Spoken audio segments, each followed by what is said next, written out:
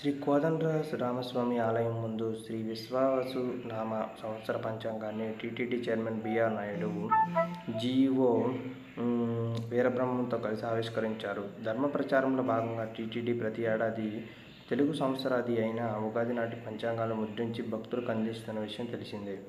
శ్రీవారి ఆస్థానమైన టీటీడీ ప్రతి సంవత్సరం పంచాంగాన్ని భక్తులకు అందించడం ఆనవాయితీగా వస్తోంది. అదే ప్రకారం ఈ ఏడాది కూడా నూతన పంచాంగాన్ని భక్తులకు అందిస్తోంది.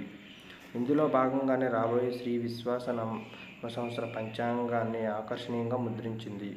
టీటీడీ ఆస్థాన సిద్ధాంతి శ్రీ తంగిరాల వెంకట పూర్ణ ప్రసాద్ సిద్ధాంతి రాసిన ఈ పంచాంగాన్ని వైఖాసన పండితులు ఆచార్య వేదాంతం విష్ణు భట్టాచార్యులు సులభంగా అందరికీ అర్థమయ్యేలా పరిష్కరించారు. రాజాది నవనాయకుల ఫలితాలతో రాశి ఫలాలు, వధూవరణ గుణమేళనము, వివాహాది శుభముహూర్తాల నిర్ణయాలు, టీటీడీలో నిర్వహించే విశేష ఉత్సవాలు తదుపరి విషయాలను చక్కగా వివరించారు. 75 విలువ గల పంచాంగం తిరుమల, తిరుపతితో సోమవారం నుంచి భక్తులకు అందుబాటులో ఉంటుంది. మిగతా టీటీడీ సమాచార కేంద్రాల్లో వచ్చే వారం నుండి పంచాంగం అందుబాటులో ఉంటుంది.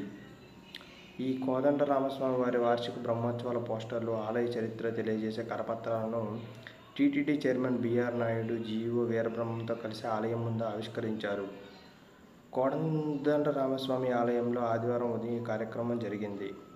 శ్రీరామనవమి బ్రహ్మోత్సవాల్లో భాగంగా ఏప్రిల్ 6న శ్రీరామనవమి, పోతన జయంతి, ధ్వజారోహణంతో బ్రహ్మోత్సవాలు ప్రారంభమవుతున్నాయి.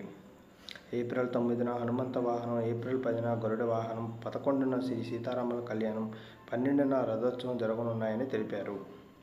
ఈ ఉత్సవాలకు విస్తృతంగా ఏర్పాట్లు చేస్తున్నామని, భక్తులు విశేష సంఖ్యలో పాల్గొనాలని ఆయన కోరారు. పురాణాల ప్రకారం ఆలయ చరిత్ర ఇలా ఉంది. శ్రీ మహావిష్ణు